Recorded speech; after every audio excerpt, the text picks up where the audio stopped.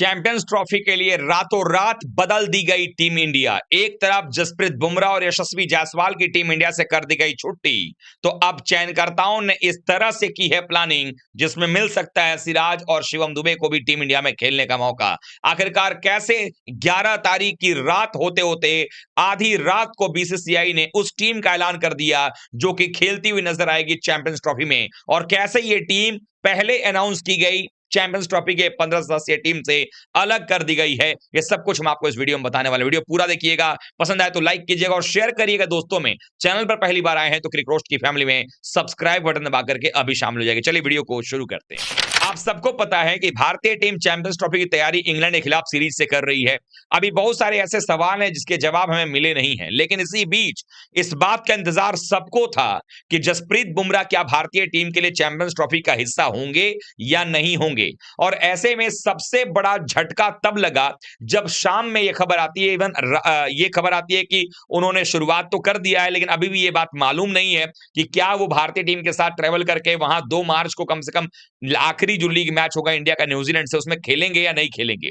लेकिन आधी रात आते आते लगभग भारत में जब 11:30 पौने 12 हो रहे थे, जब लोग सोने की तैयारी कर रहे थे, कुछ लोग सो चुके थे, तब बीसीसीआई का यह फरमान आता है और उनका प्रेस रिलीज आता है कि भारतीय क्रिकेट कंट्रोल बोर्ड के जो मुख्य चयनकर्ता हैं बीसीसीआई के सिलेक्शन कमेटी के, वो अजीत अगरकर ने, उन्होंने टीम में बदलाव कर दिया है। अब टीम में बदलाव तो हुआ, तो अभी तक तो यह माना जा रहा था कि बुमराह अगर नहीं खेलेंगे तो हर्षित राणा को रिप्लेसमेंट लिया जाएगा। लेकिन यहां पर दोहरा झटका लगा। यहां पर झटका यह लगा कि बीसीसीआई के सिलेक्शन कमेटी ने बुमराह की जगह पर, जो एज यूजुअल पता था कि हर्षित राणा टीम के अंदर में आएंगे, हर्षित राणा तो आ गए, लेकिन इसके साथ साथ जायसवाल, जिनको कि आपने इस सीरीज के लिए, इंग्लैंड सीरीज में भी आपने उनको बतौर ओपनर पहले मैच में खिलाया, उसके बाद आपने ड्रॉप कर दिया। चैंपियंस ट्रॉफी के लिए वो बतौर बैकअप ओपनर टीम के अंदर में थे 15 में, लेकिन उनको भी बाहर का रास्ता दिखा दिया गया और जगह किसको दी गई? वरुण चक्रवर्ती को। माना यह जा रहा था कि भारत वहां पर ऑलरेडी 4 स्पिनर्स ले चुका है, तो 5वां स्पिनर नहीं लेगा, या तो सुंदर को ड्रॉप करके उनकी जगह पर चक्रवर्ती को ले जाएगा या फिर चक्रवर्ती को नहीं ले जाएगा। लेकिन यहां पर ना सुंदर को ड्रॉप किया गया, ना चक्रवर्ती को छोड़ा गया, सुंदर के साथ साथ चक्रवर्ती को भी शामिल कर दिया गया। यानी दुबई के विकेट को भारतीय क्रिकेट टीम क्या समझ रही है पता नहीं, अब वहां जाकर पता चलेगा। हालांकि माना यह जा रहा है जो वहां पर इंटरनेशनल लीग हो रहा था उसमें यह पता चल रहा था कि भाई पेसर्स को खूब मदद है, लेकिन भारत जिस तरीके से जा रहा है, भारत उस विकेट को कुछ अलग ही तरीके से पढ़ रहा है। उस विकेट पर जहां पर कि पेसर्स के लिए बहुत कुछ है, भारत ने पूरे टीम के अंदर में 15 में सिर्फ 3 पेसर रखे हैं। शमी, जो कि अभी तक रिकवरी के बाद अपने रिदम में नजर नहीं आए हैं, अर्शदीप सिंह, जो कि साल भर से मैच नहीं खेले हैं, और हर्षित राणा, जो कि 2 ही मैच का भी उनके पास अनुभव है, और जब उनको विकेट नहीं मिलता है तो गेंदबाजी इधर उधर करने लग जाते हैं। तो ऐसे में अब ये 3 पेसर के साथ साथ भारतीय टीम जो है, एक हार्दिक पांड्या के बतौर ऑलराउंडर वो उन पर विश्वास कर रही है। लेकिन जिस तरीके से 5 स्पिनर्स को टीम में चुना गया है, उसको देखकर ये कहा जा सकता है कि टीम इंडिया एक मुकाबले के अंदर में अब 2 पेसर से ज्यादा नहीं खिलाएगी। 2 पेसर और 3 स्पिनर के साथ टीम इंडिया जाएगी। अक्सर और जडेजा तो खेलेंगे, कुलदीप यादव भी खेलेंगे, और ऐसे में सुंदर और चक्रवर्ती को हो सकता है बाहर बैठना पड़े, या इनमें से कोई एक जो है अगर आता है तो फिर कुलदीप, जडेजा या अक्सर में से किसी को बाहर जाना पड़ेगा। अब ये छोटा टूर्नामेंट है, 3 लीग मैच है, एक सेमीफाइनल और फाइनल है। ऐसे में आपको कॉम्बिनेशन को पहले से ही दुरुस्त करके जाना पड़ेगा, जिसके लिए आज का जो मुकाबला होगा इंग्लैंड से वो ही बड़ा इंपॉर्टेंट हो जाता है। तो अब इसी बीच ये खबर आई कि सिराज कैसे खेल रहे हैं। बहुत सारे लोग पूछ रहे हैं, सिराज का भी नाम आ गया है इसमें, शिवम दुबे का भी नाम आ गया है। दरअसल सिराज और शिवम दुबे ही नहीं बल्कि जायसवाल का भी नाम इसमें है, और वो नाम है नॉन ट्रैवलिंग सब्स्टिट्यूट। इसका मतलब ये होता है कि ये भारतीय टीम के साथ दुबई ट्रैवल नहीं करेंगे, लेकिन अगर कोई गलती से भी अगर ऐसा होता है कोई खिलाड़ी इंजर्ड होता है, मान लीजिए गिल इंजर्ड हो गए, तो उस केस के अंदर में ऐसा होगा कि यशस्वी जायसवाल को रिप्लेसमेंट बुलाया जाएगा, वहां पे बतौर रिप्लेसमेंट आईसीसी से परमिशन लेने का वहां पर बुलाया जाएगा। वैसे ही सिराज को भी रखा गया है और दुबे को भी रखा गया है। स्टैंड बाई पर ये तैयार रहेंगे, भारत में ही रहेंगे, बिल्कुल तैयार रहेंगे, यानी कभी भी बुलावट आ सकती है वहां पे। तो ऐसे केस में अगर मान लीजिए ऐसा होता है कि वहां जरूरत पड़ जाती है कि अचानक से कि सिराज को जरूरत है वहां पर बुलाना है, हर्षित राणा या अर्शदीप या कोई अगर चोटिल होता है, या मान लीजिए शमी ही अगर दिक्कत हो जाता है उनको, चूंकि रिकवरी से वापस आ रहे हैं, तो उस केस में सिराज वापस फ्लाइट पकड़ेंगे और सीधे दुबई पहुंचेंगे और रिप्लेसमेंट लेकर के वो भारतीय टीम के लिए खेलेंगे। तो ऐसे में ये 3 नाम तो इस तरीके से टीम इंडिया में जोड़े गए हैं। लेकिन बुमराह के बारे में जो अपडेट लगातार आ रही थी कि उन्होंने बॉलिंग शुरू किया, लेकिन हमने आपको बताया था कि बुमराह ने बॉलिंग शुरू की है और वो फिर भी पहले 2 मैच तो बिल्कुल नहीं खेलेंगे।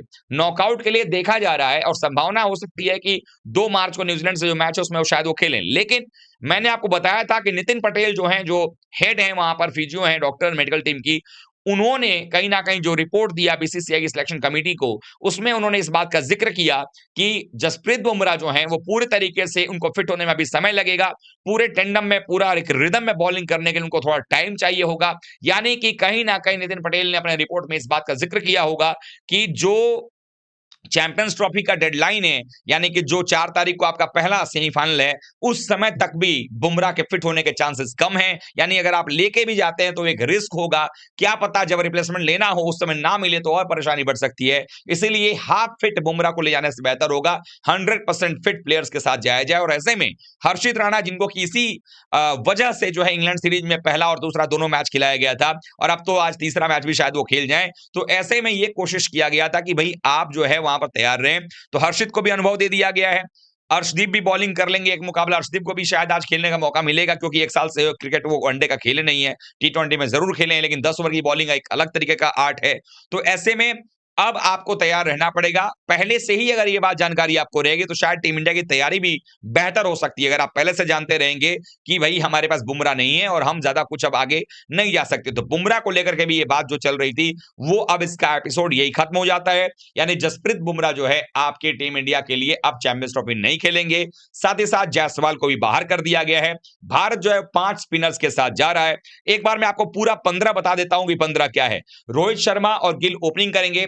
नंबर 3 पर विराट कोहली होंगे, 4 नंबर पर श्रेयस अय्यर होंगे, नंबर 5 केएल राहुल, 6 नंबर पर Rishabh Pant, 7 number Akshar Patel, 8 number Jadeja, 9 number Shami, 10 number Kuldeep, 11 number Varun Chakravarthy, 13 number Washington Sundar, 14 number हर्षित राणा और 15 नंबर आपके पास में हो जाते हैं अर्शदीप सिंह। यानी कि ये 15 की टीम है। इसमें अगर देखेंगे तो 3 पेस बॉलर हैं, मोहम्मद शमी, अर्शदीप सिंह और हर्षित राणा, 3 तेज गेंदबाज हो गए।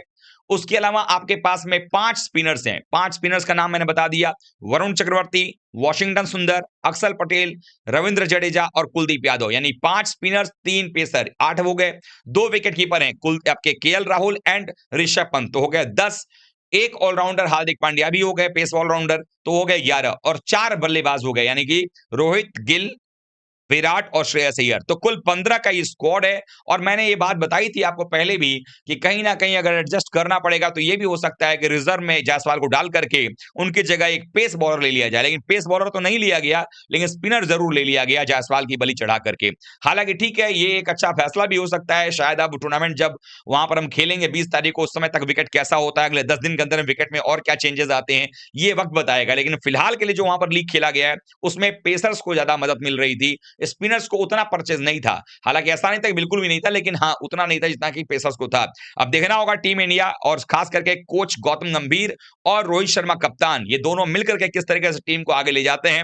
हालांकि अभी भी मेरा मानना है कि टीम इंडिया के चांसेस इस चैंपियंस ट्रॉफी को जीतने के सबसे ज्यादा हैं, क्योंकि जिस ग्रुप में भारतीय टीम है वहां से अगर भारत और न्यूजीलैंड आगे निकलता है, दूसरे ग्रुप में ऑस्ट्रेलिया को भी झटका लगा है। जॉश हेजलवुड और पैट कमिंस दोनों रूल्ड आउट हो चुके हैं। अफ्रीका को एनरिक नोर्किया के रूप में जो झटका लग चुका है। तो बहुत सारी संभावनाएं ऐसी हैं जहां पर हम बुमराह के बगैर भी चैंपियंस ट्रॉफी अपने नाम कर सकते हैं। आप क्या सोच रहे हैं कमेंट करके बताइएगा। वीडियो को लाइक कीजिएगा, शेयर कीजिएगा, चैनल पर पहली बार आए हैं तो क्रिकेट कोच की फैमिली में सब्सक्राइब बटन दबाकर के अभी शामिल हो जाएगा। मिलते हैं एक बार फिर से मैच लाइव के साथ, यानी कि दोपहर 12:30 बजे प्री मैच शो के साथ India versus England 3rd ODI match के लिए। एक बार फिर से, तब तक आप सभी का बहुत बहुत धन्यवाद। थैंक यू सो मच दोस्तों।